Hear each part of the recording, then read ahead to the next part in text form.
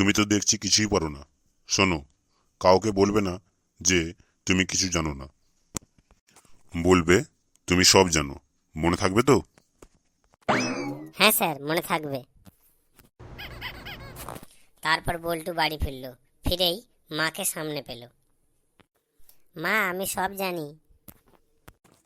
আরে ধুর বোকা, তোর পাশের বাড়ি আঙ্কেল তো শুধু এখানে চা খেতে আসেন, এর বেশি কিছু না। এই নে 100 টাকা, আর মুখ বন্ধ রাখিস। বল্টু তো একেবারে অবাক হয়ে গেল। যা বাবা, হচ্ছেটা কি? বল্টু তো অবাক। পরে দিদির সামনে এসে দাঁড়ালো। দিদি, আমি সব জানি। বাঁদর ছেলে কোথাকার! তোর রাজুদা তো শুধু পরীক্ষার সাজেশন নেওয়ার জন্য এখানে আসে, এর বেশি কিছু না। এই নে 200 টাকা, কাউকে কিছু বলবি না। বল্টু এবার বৌদির কাছে গেল। বৌদি, আমি সব জানি। এক্ষুনি এক চোট দেবো।